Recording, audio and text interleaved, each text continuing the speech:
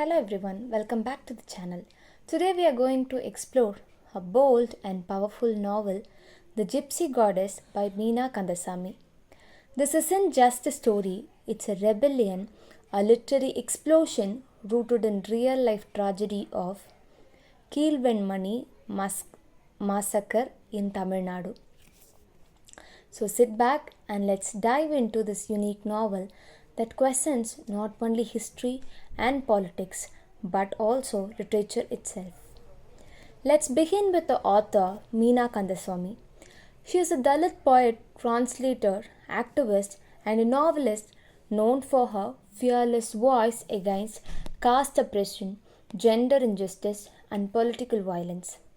Her works often blend poetry and activism, literature and revolution.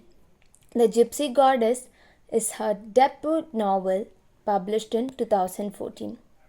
Kandasamy doesn't just tell a story. She demands that we question the way stories are told. She breaks the fourth wall, mocks literary conventions, and forces us to confront our own role as readers. Now, let's talk about the Kilvenmani massacre, which forms the core of this novel. In 1968, in the village of Kilvenmani in Tamil Nadu, 44 Dalit agricultural laborers, including women and children, were burnt alive in a hut by landlords. Their crime demanding fair wages. It was a caste atrocity rooted in economic exploitation. This massacre is both the heart and the wound of the Gypsy Goddesses. Kandasamy reconstructs this event not in a linear way but by breaking it apart, forcing us to sit with the weight of injustice and memory. This is not your typical novel. The Gypsy Goddess is fragmented, experimental, and metafictional. It begins with the narrator speaking directly to the readers, almost mockingly. You want a story? I will give you a story.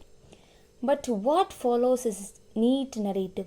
Instead, Kandasamy offers multiple versions of storytelling: political satire, communist rhetoric, personal commentary, and sharp interpretations. She even questions whether writing about a massacre in English for a privileged audience is itself a kind of violence. This bold structure challenges us. Are we consuming trauma or engaging with it? Look at the key themes in the Gypsy Goddesses. The massacre is an example of how caste and class intersect to brutalize Dalit. The novel celebrates collective actions and questions the caste, silence, revolution, and resistance. Look at her language and power. Kandasamy is self-aware about using English to speak about subaltern issues.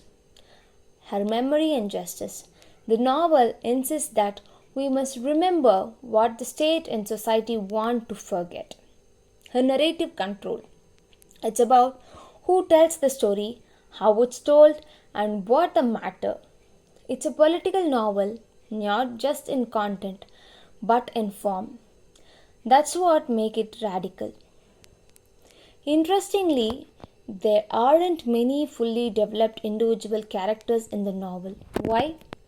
Because the collective is the focus, the villages, the laborers, and the movement. Their identities are shaped by the system that oppress and resist them.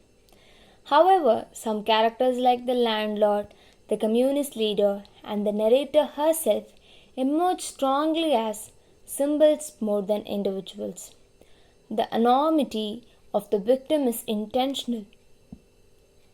It emphasizes how Dalit voices are often silenced and erased.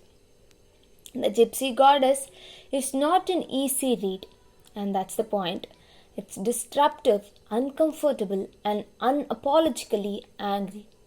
Kandasamy refuses to offer closure, happy endings, or even conventional storytelling. Instead, she asks, What is the responsibility of the writer, the reader, the citizen? By the end of the novel, you are not just reading about injustice, you are implicated in it. So if you are looking for literature that shakes you out of complacency, that demands thought, that doesn't flinch, then The Gypsy Goddess is the book for you.